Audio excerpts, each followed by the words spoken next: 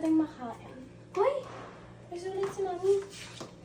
JC, ilagay mo anak sa rep ang itlog dan bigyan mo si Manong Gardener ng 10 pesos. Nasaan ba yung itlog? Okay, ito yata paglalagyan ko. No? May buhok.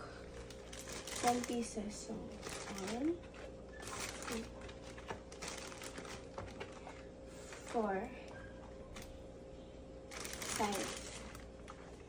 6, 7, 8, 9, 10. Lagay natin. 1, 2, 3.